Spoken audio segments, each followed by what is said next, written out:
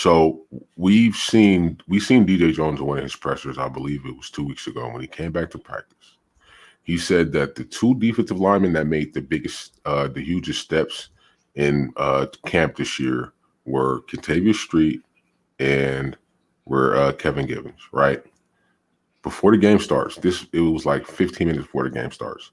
They announced that Kevin Givens is inactive, and they activate Dante Johnson. We were on the way to a blowout. If that punt wouldn't have got blocked, we were going to blow this team out the water, bro. I seen it. Everything was clicking, right? Last year, Kyle Juszczyk, he played up back. That's what I was just going to ask you. What the hell is Dante Johnson doing as the up? Why? Why? Tony, why, bro? Why, Tony? Dante Johnson deserves blame, but I want to give credit to the special teams coordinator. It was definitely schemed up good. Because, yes, that was perfectly schemed up. They sent two guys in the hole, and Dante Johnson just did a piss-poor job of trying to guard any of them, but it was schemed up very well. And what the guy did is he put his hand down towards the foot level. He didn't run into him or anything like that. But you're a pro. Like, Tony, okay, bro, so look, if you're about to give up a big play, Tony, what do? Hold him. I would do anything. You force a penalty. Of course. I would take their legs out and take the penalty. Oh, my God. Yeah. Dude, take the penalty. Our defense was clicking all night. And I heard so much stuff about we're going to talk about that too, man. 4 out of the 5 penalties that were called against us were on scoring drives for the Arizona Cardinals, and we're going to talk about that too. Our defense did an awesome damn job. I don't want to hear nobody coming in our chat talking about our defense. They balled out. Kyler Murray had like 68 passing yards without DeAndre Hopkins. That's a damn good job. I'm sorry. I see a lot of negative against the defensive line as far as Ken Law, who actually graded out pretty decently. D Ford, they're saying he's running in quicksand. I said this on Nothing But Niners. I'm telling you, this team rushed very afraid, very timid. They didn't pin their ears back. They were trying to keep him in the pocket, and it just wasn't working. That's a good point. So I honestly think Bosa was an animal. Yeah. Bosa was a complete animal. Kerry Hyder had a solid game. I think Kevin Givens had a solid game. Solomon Thomas did a damn good job. Our defensive line, they look good. My thing is this defensive line, the get-off wasn't there across the line. So that tells me that they were rushing very timid. They didn't want to open up those holes, which wound up happening anyway. But, that wasn't your 49er defensive line. Even without Buckner. Here's a question that I have to ask you guys. I'm going to ask both of you guys. Are we missing something about what happened with the way that this team came out?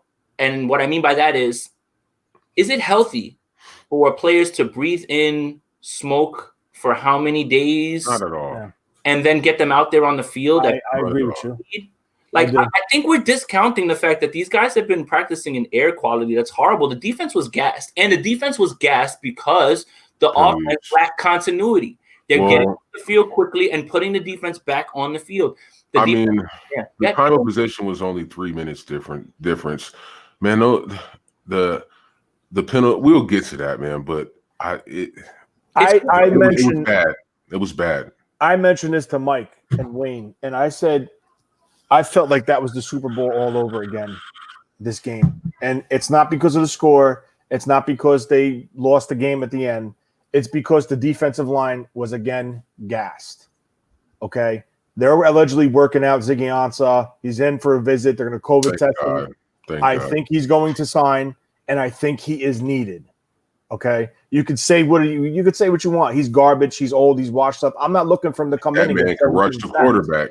I'm looking at him to spell, to give Bosa a break, to give Ford a break. And you can't give speed guys a break with Kerry Hyder. Not a knock against him, but that's not his game. That's not his game. Yeah. He looked good yesterday, though. That man was 100%, Trey. 100%. He played one.